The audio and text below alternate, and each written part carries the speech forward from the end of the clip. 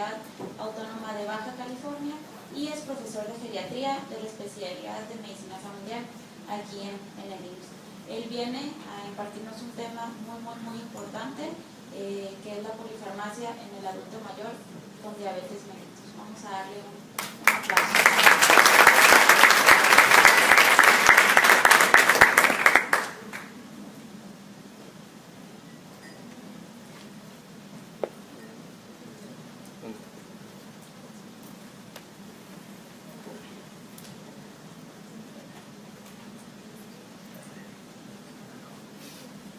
Bueno, pues buenos días, en lo que conseguimos el señalador. Muchas gracias por la invitación a los médicos familiares. Ya saben, yo siempre estoy muy dispuesto a pláticas, eventos, congresos. Me gusta mucho ser parte de llevar un poco de lo que veo yo en mi práctica médica, en el entrenamiento en geriatría, es la población que vemos, pero no nada más es una práctica mía. De hecho, ustedes son quienes ven el grueso de la población envejecida. El médico familiar, por pura estadística, ronda sus consultas entre el 60 y el 80% en población de adulto mayor. Así que son realmente quienes es el interés prácticamente de los sistemas de salud porque tengan dominio de estos temas. Y bueno, algunos casos complicados será lo que nos tengan que referir a los médicos de las otras especialidades. Pues la enfermedad de la diabetes mellitus, como han estado viendo en las pláticas, vi a grosso modo sus temas, han estado viendo las cifras exorbitantes que dan miedo, porque estamos hablando, y en estadísticas americanas, como siempre nos llevan un poco la delantera en números, estamos hablando que una cuarta parte de la población de adultos mayores, de 65 años o más, tienen diabetes mellitus. Grandes preguntas de lo que siempre me hacen como médico geriatra es que si el diagnóstico es igual, y sí, espero que esa sea una de las preguntas que tenían cuando llegaron al congreso y vieron el tema de geriatría y diabetes. El diagnóstico es exactamente el mismo, no se modifican los números, porque luego por ahí es habitual que veamos, es que trae 200, es normal, es que está viejito, es normal que tenga eso. Llega conmigo por alguna otra razón el paciente y lo primero que sale en mi comentario es que usted es diabético. No, para nada. Porque si mes con mes voy con un médico de atención primaria y me dice que yo no soy diabético, que son cifras normales por la edad, cosa que es una gran mentira. Quizás sea un diabético que no está en grave peligro de descontrolarse ni alguna otra complicación metabólica, pero tenemos que ser claros y decir, usted es diabético, para que a partir de ese punto empiece a cuidarse. Así que, bueno, no voy a ahondar en los criterios diagnósticos porque ya los han visto en algunas de las pláticas previas, así que los números son exactamente los mismos. Y algunas situaciones que varían un poco es que tenemos una población muy diversa dentro de esas mismas personas de esa edad, del adulto mayor. Ustedes podrán ver un paciente de 65 años de edad que aparenta 85, incluso 90 años de edad, con una pierna amputada, con cirugía de revascularización, en diálisis. Es una persona completamente distinta a uno incluso de mayor edad, que tiene 75 años de edad, que practica yoga y se avienta todavía medio maratón anual. Las metas en tratamientos van a ser diferentes, por eso es lo que esto agrega un poco las situaciones de dificultad al atender al adulto mayor.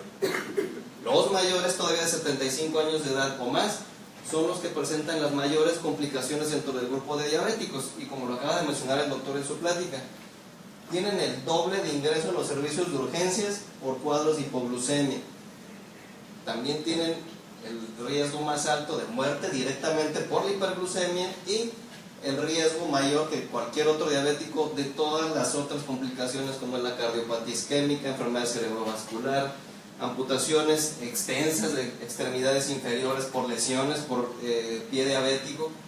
Así que este grupo todavía nos rinde un poco más de reto a la hora de atenderlos. La fisiopatogenia, creo que lo vieron en unas pláticas anteriores, no difiere mucho. Si se fijan, igual estamos hablando de disfunción de célula beta, situaciones genéticas, estilo de vida, la obesidad, algunas otras morbilidades. Aquí en estas otras morbilidades entra que si es un paciente hipertenso, consumo de fármacos con riesgo de hiperglucemias, como es el consumo de esteroides. Pero bueno, la edad como parte principal de esta fisiopatogenia es de los que impactan directamente sobre esa disfunción de célula beta. La resistencia a la insulina también la tiene el diabético anciano, Y esto es recordando de la fisiopatogenia de diabetes desde que empieza la resistencia a la insulina, que es de las partes iniciales para tener el riesgo de diabetes. Tener diabetes se mantiene de manera permanente toda la vida del paciente. Quizás se disminuya un poco con la edad, pero siempre van a tener ustedes que estar trabajando sobre este elemento. Así que por lo tanto, en este grupo de edad de los adultos mayores ya no queda esa receta tan trillada que sabemos desde que estamos en pregrado, la clásica metformina, sulivaclamida, la pastilla grandota y la chiquita. Y aquí una anécdota, ¿no? Tuve un paciente que era ciego, perdió la vista en la vida adulta, ¿no? Como a los 50 años de edad. Llegó al consultorio sin familiares porque era tan autosuficiente de que podía ir a consulta y todo sin apoyo de cuidado, siendo que es invidente. Y realmente sabía qué pastilla le tocaba por el tamaño, cosa que se me hizo un poco arriesgada, porque las pastillas del sector salud un día son de una forma y al año siguiente cambia porque cambia de patente. Así que él me decía qué pastillas tomaba y me decía que tomaba una grande para la diabetes, y ya me describió la forma, que es esta, y una más chiquitita que venía en frasquito de plástico de tapa así que se hace para arriba, ¿no? Es la glibenclamida, pero no siempre viene así. Así que esa es como una anécdota de que tan así estamos tan acostumbrados de que es el esquema básico y casi que universal de la atención del diabético en los sistemas de salud mexicanos. Pero como vimos ese grupo heterogéneo de población, no podemos aplicar esa receta de cocina de una y otra y otra y otra vez. Quizá nomás le variemos, ustedes se toman 3 de estas, otros se toman 5 que ya están en dosis tóxica, toman una de glibenclamida, o 2 o 3 o 4 hasta 5 cuando la dosis máxima es de 20 miligramos, y me han llegado pacientes ancianos con 30 miligramos de glibenclamida y 2.5 gramos o casi 3 de metformina. Entonces estamos un poco fuera, porque puede ser un paciente extremadamente complicado con muchas morbilidades, y que si usamos siempre esta misma receta de cocina se va a deteriorar, no lo aguantará quizá el que es muy activo y no tiene tantos factores de riesgo. Así que dentro de esta plática lo que quiero es que conozcamos a grosso modo esas diferentes situaciones en las que pueden estar sus pacientes. Por lo tanto, la diabetes en el adulto mayor sí le causará las complicaciones habituales que han estado viendo en las pláticas anteriores, complicaciones micro, macrovasculares, pero el adulto mayor no termina ahí. El ser diabético le va a causar un detonante para presentar síndromes geriátricos, como caídas, fracturas, depresión, polifarmacia, que ahorita más adelante vamos a hablar de un poquito de esta parte, y otros más. Si se fijan, y aquí nada más puse esto porque ya no me caben los demás, ¿no? Pero puede presentar todo esto por ser adulto mayor y tener diabetes, deterioro cognitivo, incontinencia urinaria, dolor crónico, fragilidad. Así que la situación de tratar a un paciente diabético envejecido es donde la cosa se pone bastante complicada. Y la cartilla o la otra receta de cocina que nos mandan, o que buscamos intencionadamente cada enero, así como el regalo de Reyes Magos, ¿no? De la hada, que siempre todos se la pelean y ya están ahí a ver quién la publica primero, de que ya la tiene, ya la descargó, y todo esto es esta. Porque no es tan fácil aplicarla en la población adulto mayor. Pues sí, me pone que la metformina, y si no se controla, y ahí se van brincando siguiendo como un caminito. Pero en el adulto mayor esto, lo que no funciona, tenemos que saber a quién se lo vamos a aplicar y de qué manera. Por lo tanto, las opciones terapéuticas de atender a adultos mayores con diabetes son las mismas. No tenemos nuevos fármacos, no hay... nuevos, me refiero a que sean únicos para adulto mayor, y que alguien llegue y nos venda la idea de este sí es el que va a salvar a los ancianos con diabetes. Son las mismas opciones terapéuticas, ese listado que ustedes ven anualmente en las fechas de enero, es lo mismo, pero tenemos que saber individualizar, y eso es lo que su práctica médica es lo que los lleva a lograr esta situación. Saber que las metas de control en el paciente anciano con diabetes son distintas, y quizá aquí es donde hay esa gran diferencia de tener un paciente estable, que se mantenga funcional y sin pisar las áreas de urgencias, a que tengamos una persona que va casi una vez sin falta al mes por cuadros ya sea de hipoglucemias o de hiperglucemias. Tenemos que partir de hacer nuestra evaluación clínica. Eso es, que siendo que es la parte que más debemos de hacer como médicos, por alguna razón es la parte que más hemos estado olvidando a la hora de atender personas. Cada vez revisamos menos a nuestros pacientes. Cuando se trata de población adulto mayor, a quien siempre interrogamos de manera directa y dirigida, ¿quién es? ¿El paciente o a los familiares? Y el paciente está ahí en una esquina, ¿no? Siendo que está consciente, pueden preguntarle, pero como quiero hacerlo rápido todo, mejor voy con el cuidador, ¿no? ¿De qué es útil esta evaluación dirigida al paciente anciano? Pues me va a servir para conocer su estado cognitivo.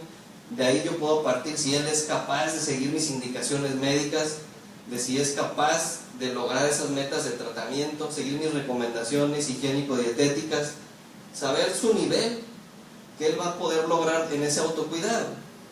Tenemos también la contraparte. Algunas veces tenemos compañeros que nada más meten al puro paciente y no quieren que entre nadie, y el paciente quizá tenga demencia que nadie ha detectado, y a él le dicen todas las indicaciones, y no coma esto, y esto tampoco, y hace ejercicio de 10 minutos del 15 de caminata al día, y la metformina a tal hora, y la glibenclamida otra, la pioglitazona, y la insulina preprandial, y la postprandial. Y si tiene deterioro cognitivo, no está nadie más escuchando esas indicaciones, el paciente cruza la puerta y sale con su bolsa otra vez de medicina, ¿no? Así que ojo con nuestras evaluaciones clínicas. También nos va a ayudar, claro, como lo hemos estado viendo en estas pláticas, pues las complicaciones micro y macrovasculares, valorar la necesidad de apoyo. Conociendo y revisando a nuestro paciente, nosotros podemos determinar si realmente todas las indicaciones que yo le dé pueden ser para él o las tengo que hacer dirigidas a un cuidador, sea familiar o no sea familiar. El hacer todas estas situaciones nos va a ayudar tan fácil a que nuestro paciente se muera menos, que llegue menos a los servicios de urgencias y que en general tenga un mejor estado funcional. Por lo tanto, las metas de control, quizás esto es por lo que dicen, bueno, ya vamos al grano, ¿no? ¿Qué es lo que yo quiero saber en mi consulta? Pues bueno, no hay evidencia de que tengamos a los pacientes ancianos con metas de hemoglobina glucosilada menores a 7. Hay evidencia de que les va peor. Salió un estudio, si lo recuerdan, que era el estudio ACORD, que era para ver si, como los médicos siempre decimos que si lo bajo es mejor, pues qué pasa si lo llevo más bajo de 7, quizás les iban a morir menos, iban a sobrevivir más a los problemas cardíacos. Pues claro que no. Estas personas que tenían cifras de población anciana menores a 7 tuvieron más eventos cardiovasculares. Así que ojo cuando tengan pacientes ancianos y los tengan con hemoglobinas glucosiladas menores a 7. Me llegan varios pacientes, incluso los he encontrado con cifras de 5.8 de hemoglobina glucosilada. Y pues viene por ahí de algunas otras áreas médicas y dicen, no, pues que andan súper bien, porque la traen 5.8, ¿no? Porque si la más alta es mala, pues la más baja es mejor, ¿no? Así que cuidado con esos detalles. Las metas, la hemoglobina glucosilada entre 7 y 7.5, y hasta aquí les puse en paréntesis los valores de la glucosa que vemos nosotros a la hora de medirlos. 90 a 130 miligramos por decilitro. Ojo, en pacientes ancianos completamente funcionales y que ustedes de conocerlo a través de su evaluación médica sepan que tiene un pronóstico, es una sobrevida mayor a 10 años. Así que si están detectando a un adulto mayor, imagínense 90 años y que apenas acaba de ser diabético, ¿por qué es diabético? Nuevo, no crean que es porque nadie lo había detectado, es nuevo a los 90. ¿Creen ustedes que sus metas deben de ser así de estrictas? La respuesta es no. ¿Por qué? Porque si no tiene una sobrevida mayor a 10 años, por cualquier situación, no es la misma situación. Entonces, la hemoglobina entre 7.5 y 8, lo que nos van dando unos promedios de hemoglobinas de 90 a 150, perdón, de glucosas de 90 a 150, en el que tengo una expectativa menor a 10 años. Quizá aquí ronde yo creo que la mayoría, ¿no?, de los pacientes adultos mayores que tienen en su consulta. Pero ojo, está otra población que tiene una pobre expectativa de vida por múltiples enfermedades que esté en fase final de la vida. ¿Qué se refiere a que tenga ya una morbilidad mayor? El hecho de que tenga una enfermedad renal crónica en etapas 4 o 5, el que tenga falla cardíaca en estadio C o D, el que tenga una enfermedad neoplásica metastásica o el que tenga una enfermedad como demencia severa. ¿Cuántos de lo que les dije tienen así en su consulta? Deben de estar aquí en este rango. Son hemoglobinas glucosiladas de 8 y 9, lo que ronda en promedios entre 100 y 200 miligramos por decilitro de glucosa capilar o central. Así que aquí ustedes tienen que aflojarle un poco el paso a ese paciente y ya sea que empiecen a disminuir fármacos, incluso suspender, dejar algunas veces de estarlo picoteando tantas veces al día, porque su expectativa de vida no es tan larga, bien puede ser a meses o a menos de 5 años.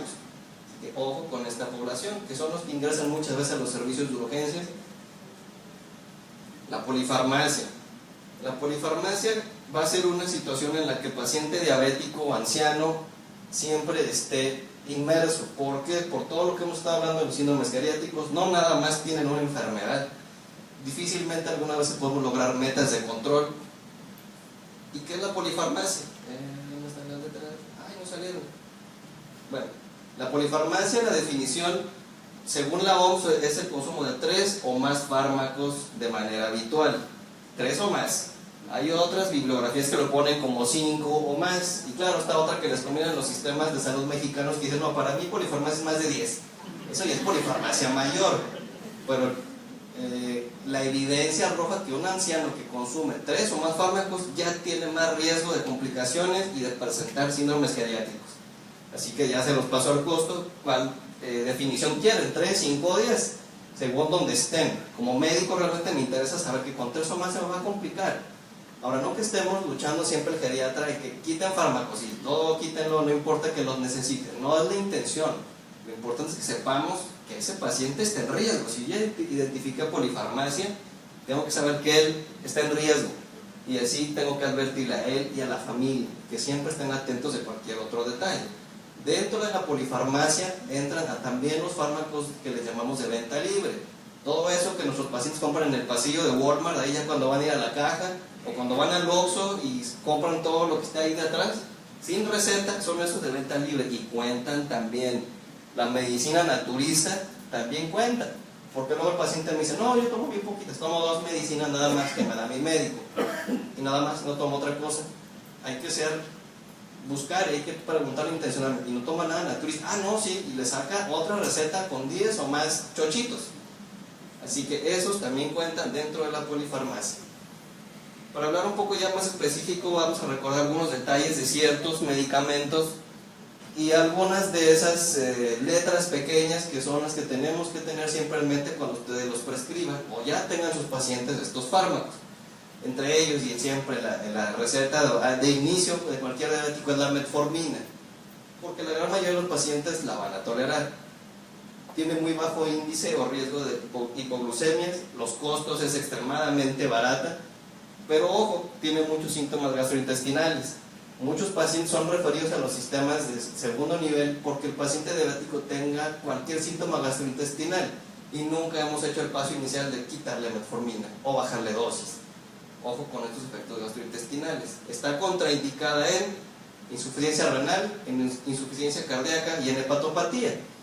Así que yo les pregunto, ¿cuántos pacientes diabéticos tienen con insuficiencia renal?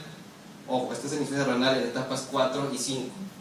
Pero aún así con 4 y 5 yo veo cómo salen las recetas de todos los consultorios con su metformina de cajón, a la dosis de cualquier otra persona con función renal normal. O pacientes que están regresando cada vez a los servicios de urgencias por agudizaciones de falla cardíaca, generalmente es por cardiopatía isquémica, y siguen con la metformina. O pacientes que son cirróticos, porque recuerden que el alcoholismo en México es bastante frecuente, y siguen con metformina. Así que ojo con estos detalles, son las letras principales que nos arrojan la metformina y es algo que a veces ni siquiera monitoreamos.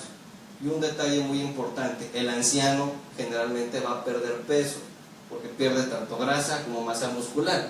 Si el adulto mayor ya lo detectan ustedes que está en bajo peso, pues no tiene sentido tampoco que le estemos dando metformina. Al que es obeso, metformina siempre va a ser así como el anillo al dedo, pero en ese que detecten que es bajo peso el adulto mayor o esté perdiendo peso conforme lo vayan conociendo en el tiempo, modifiquen la metformina, bajen dosis o suspéndanla si es necesario. Las sulfonilureas, y aquí puse en este grupo también las meglitinidas, que son lo que le llamamos secretagogos, pero los puse aquí para aprovechar esta imagen, ¿no? Son de los más recetados a nivel mundial.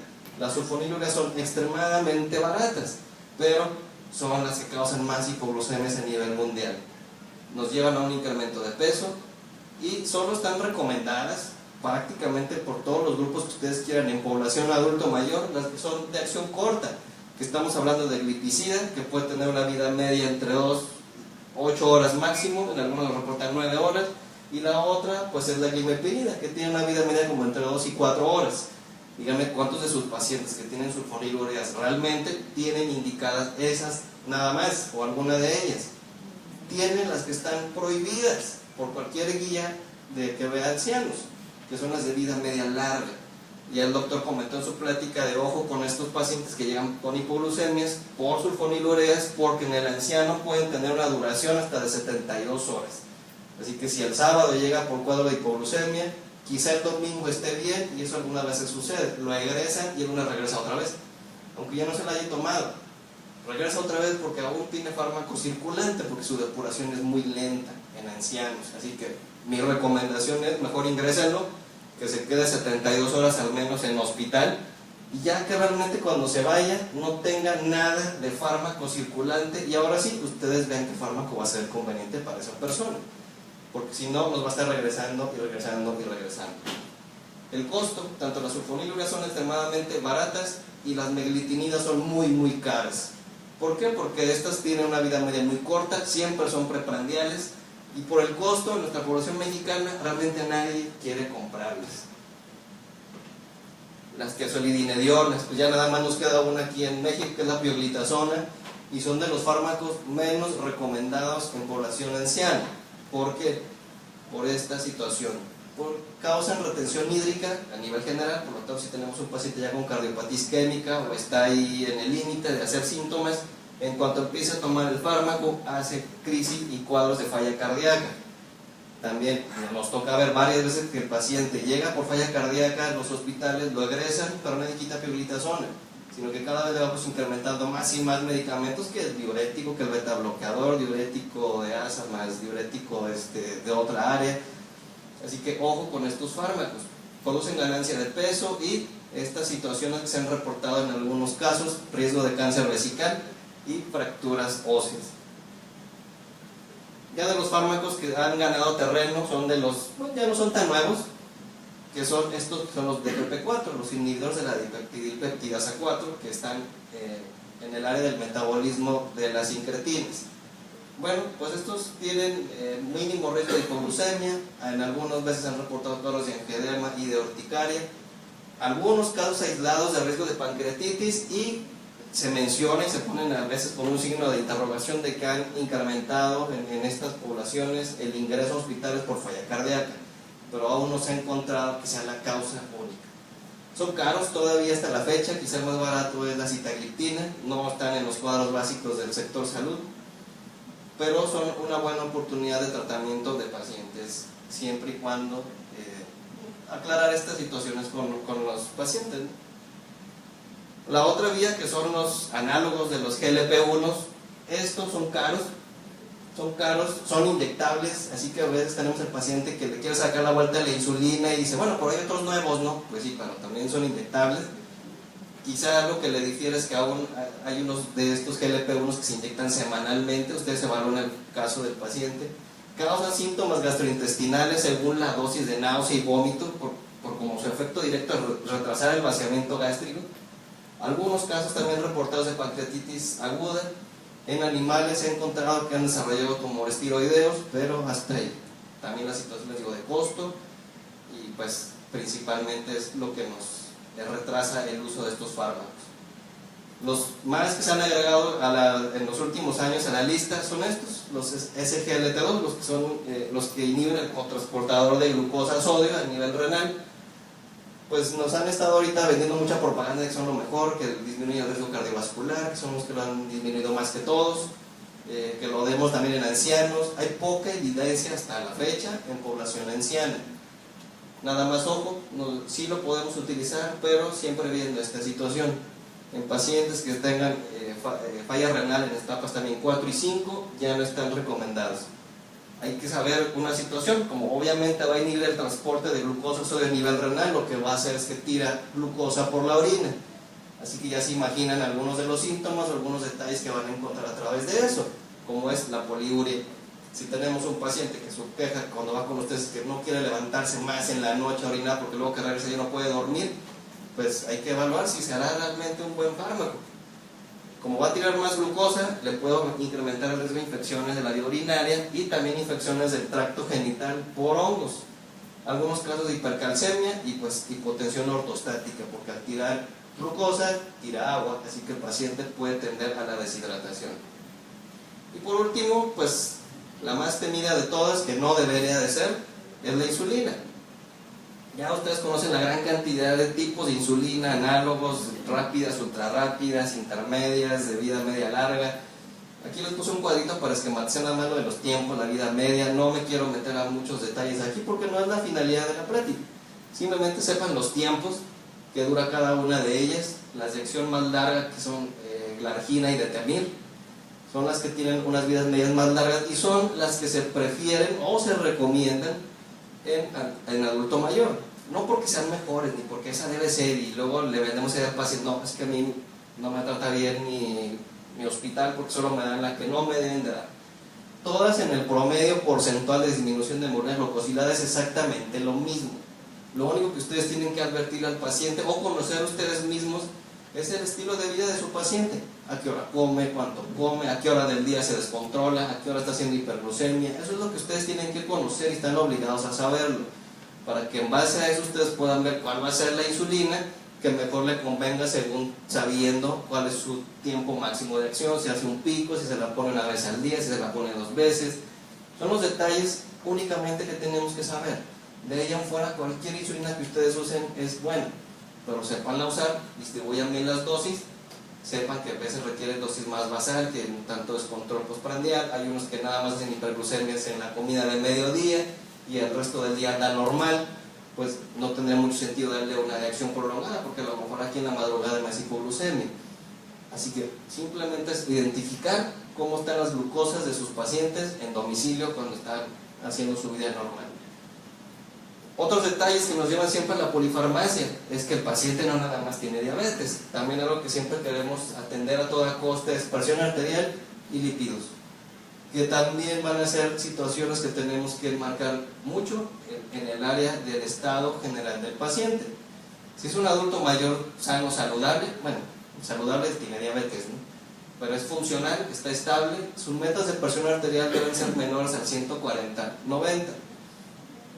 Los lípidos, o el objetivo para reducción de riesgo cardiovascular, le podemos dar estatinas, si es que no tiene ninguna otra contraindicación como el resto de la población. No sé si tiene hepatopatía, si ya hizo un cuadro de radiomiolisis, esos detalles, no es a lo que nos refiere aquí, que no esté contraindicado.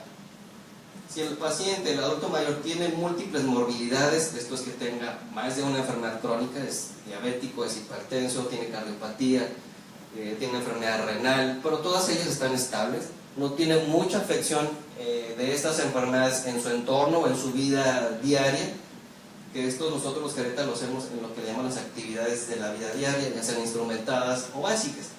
Aquí le ponen que con fines así como estadístico, le ponen, bueno, debe tener disminuidas 2 actividades instrumentadas de la vida de acceso instrumentado, que quizá tenga ciertas dificultades para hacer los cuidados de la casa, si es alguna mujer. Si es hombre, a lo mejor ya no conduce, a lo mejor ya no usa bien el teléfono, pero son cosas que no le van a tener un grave impacto, ¿no?, en su calidad de vida. La presión arterial sigue siendo el mismo objetivo y la estatina se la pueden dar sin problema si no está contraindicada. Pero ojo, acá en los que tienen mal estado general, como en el caso anterior que les platiqué, su pronóstico no es bueno, tienen demencias en fase avanzada, tienen cáncer en etapas avanzadas, tienen enfermedad cardíaca muy avanzada, enfermedad renal, incluso en diálisis, los pacientes están aquí. Sus metas son distintas y su tope máximo de presión arterial puede ser hasta el 150/90.